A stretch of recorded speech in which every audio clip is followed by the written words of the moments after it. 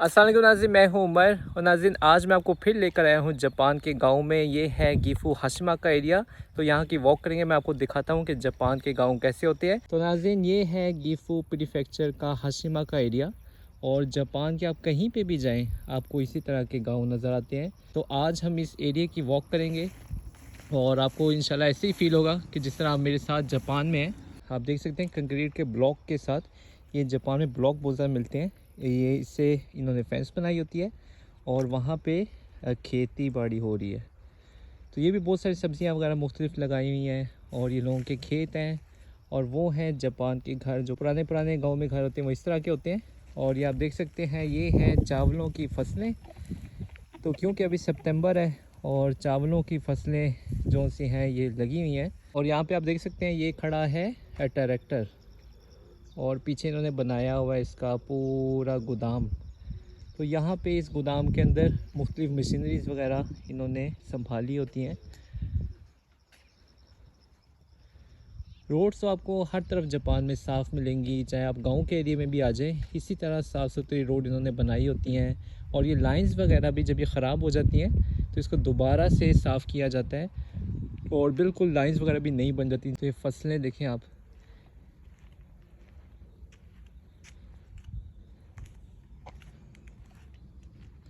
तो पिछली दफ़ा जब मैं वीडियो बनाई थी तो मुझे आइडिया नहीं था, पता नहीं ये फसलें लगी थी। तो मैंने उससे कह दिया कि शायद ये गंदम की फसल है या चावल की है, मुझसे कोई मिस्टेक हुई थी। तो कमेंट्स में काफ़ी ज़्यादा लोगों ने मुझे कमेंट्स किए थे कि ये तो गंदम की फसल है तो तुम इसे चावल किस तरह कह सकते हो। तो मुझे दूर से इतना पता नहीं चला था, लेकिन ये मुझे श्योर है कि ये चावलों की फसलें हैं। तो बाकी आप देख सकते हैं कि आप गांव के एरिया में भी आ जाएं, यहाँ पे आपको ब्रिज बड़े अच्छे मज़बूत मिलेंगे। जापान में रिवर्स बहुत ज़्यादा होती हैं जगह जगह पे। तो ये देखें आप, ये नहर है तो इसको क्रॉस करने के लिए भी कितना अच्छा इन्होंने ब्रिज बनाया हुआ है। और सिर्फ यहीं पे ब्रिज नहीं, वो देखें वो पीछे भी ब्रिज है और हर एक ब्रिज का मुख्तलिफ नाम होता है। और ब्रिज के उस साइड पे भी देखें लिखा होगा कि ये ब्रिज कब बना था और इसकी मेंटेनेंस वगैरह भी बड़े अच्छे तरीके से रखी जाती है। तो आप वो देख सकते हैं, वो पीछे एक और ब्रिज है। और ये पोस्टमैन गुजर के जा रहा है। जापान के आप कोई भी किनारे पे हों, ये यामातो एक जापान की बहुत बड़ी पोस्ट सिस्टम है, एक सागावा है और जापान की जो अपनी पोस्ट का सिस्टम है वो भी बहुत स्ट्रॉन्ग है। तो जापान के कोई भी किनारे पे हो, नेक्स्ट डे या उससे नेक्स्ट डे वो पोस्ट आपके पास पहुंच जाती है। तो ये बड़ा अच्छा निज़ाम है जापान का। आप किसी भी गांव में रहते हो पोस्टमैन आप तक पहुंच जाता है। ये देखें इन्होंने गांव में कितने अच्छे साफ़ सुथरे फूल लगाए हुए हैं, अपने एरिए का बहुत ही ख्याल रखते हैं। अब इसका भी कोई निगरान होगा जो इन फूलों की सफाई रखता है। और ये किसी का घर वगैरह नहीं है, ये रोड है, रोड के ऊपर इन्होंने साइड पे फूल लगाए हुए हैं। बड़ी ही सफाई रखते हैं जापानी, अपने मुल्क की, अपने शहरों की, अपने गाँव की बहुत ही सफाई रखते हैं। और फिर ये इनका खुदा है, ये जगह जगह पे आपको मिलता है इस तरह का इनका खुदा इन्होंने रखा होता है। और कुछ लोग यहाँ से गुज़रते इसकी इबादत भी कर रहे होते हैं, इसके सामने खड़े होके इसको हाथ जोड़े होते हैं।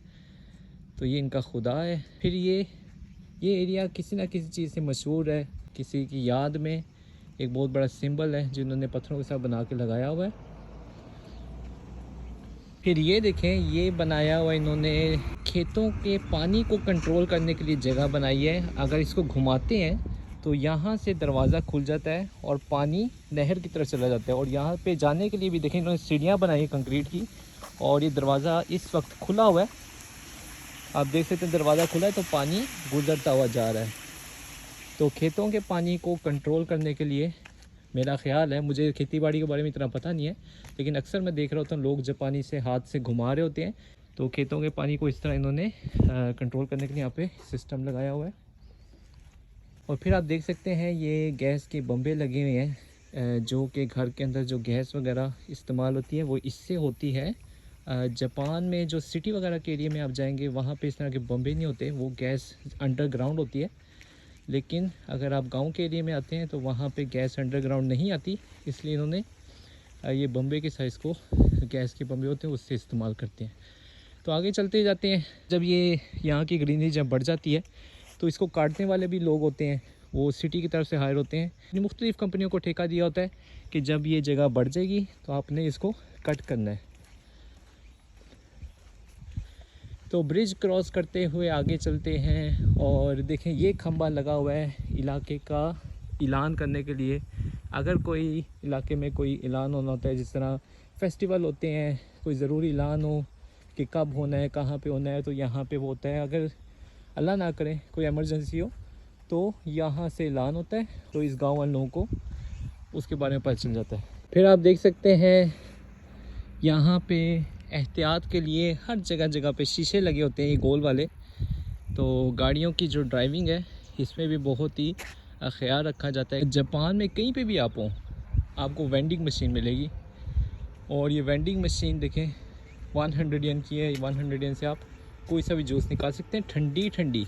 गर्मियों में गांव में आप फेरे हो तो तसव्वुर नहीं हो सकता कि यहाँ पे कोई ठंडी चीज़ मिल जाए, लेकिन जापान में अवेलेबल होती है।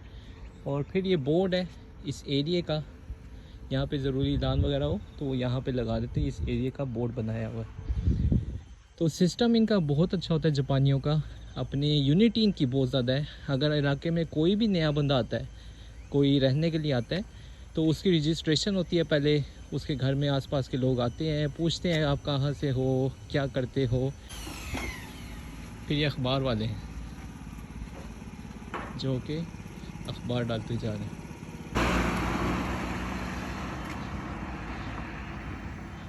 फिर आगे और चलते जाते हैं तो यहाँ पे देखें और भी बहुत सारी फसलें हैं, जो कि चावल का भी सीज़न है। तो वो देखें दूर ट्रैक्टर भी काम कर रहा है।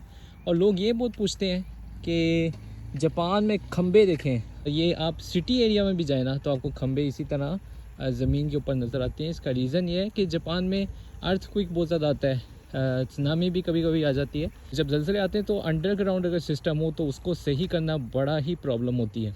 तो अगर ज़मीन के ऊपर इस तरह खंबे हों तो उसको रिकवरी करने में फिर भी आसानी होती है तारों को। देखें ना, जापान में तकरीबन रोज़ कोई 20 से 30 50 तकरीबन छोटे छोटे ज़लज़ले आते रहते हैं।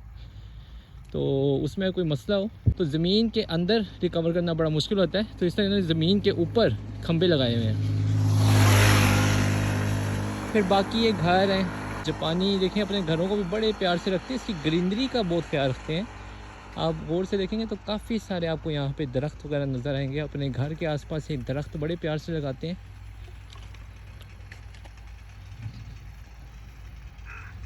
तो इन्हीं घरों के दरमियान, ये पुराने घरों के दरमियान यहाँ पे एक नया घर भी बना हुआ है। तो अब जो ये हैं इनके पास ऑप्शन हो सकता है कि सिटी के एरिया में जाके भी घर बनाएं, लेकिन जापान में अक्सर लोग होते हैं जिनको ये गांव का एरिया बहुत पसंद होता है। यहाँ पे बहुत सुकून होता है। जापान में सिटी में भी सुकून है, लेकिन आप खामोशी यहाँ की देख सकते हैं। कोई शोर शराबा नहीं है, कोई आपको लोग नहीं नज़र आएंगे। इंसान नज़र भी आते हैं तो बात करते नज़र नहीं आएंगे, बहुत ही खामोशी होती है। तो एक सुकून है। और कहीं पे भी आप जाएं जापान में हर तरफ सेफ्टी है। क्राइम रेट भी बहुत ना होने के बराबर है। तो इसलिए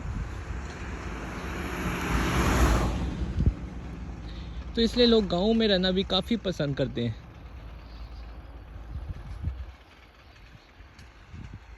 काफ़ी देर हो गई है मेरी वॉक और मेरी वीडियो भी लंबी होती जा रही है। तो ऐसा करते हैं लास्ट में मैं आपको दिखाता हूँ ट्रैक्टर किस तरह काम कर रहा है खेतों में, और कितना खूबसूरत मौसम है। बादल आप देखें, आसमान पे सूरज। टेम्परेचर भी आज का तकरीबन 30 डिग्री के करीब है, तो इतनी ज़्यादा गर्मी भी नहीं है।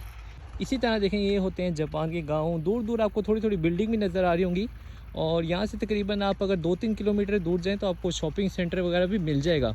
इसलिए यहाँ पर अगर आप रहते हैं और सामान आप लेने जाना चाहते हैं तो इतना वो दूर भी नहीं है। जापान में गाड़ियाँ तो हर तरफ चलती हैं। यहाँ पे ट्रेन का सिस्टम नहीं है इस गांव में। आपको स्टेशन अगर ढूंढना है तो काफ़ी आपको दूर मिलेगा, लेकिन गाड़ी आपके पास अवेलेबल होती है। गाड़ियाँ जापान में बहुत ही सस्ती होती हैं, तो लोग अगर गांव में भी रहें तो उनको इतनी मुश्किल नहीं होती।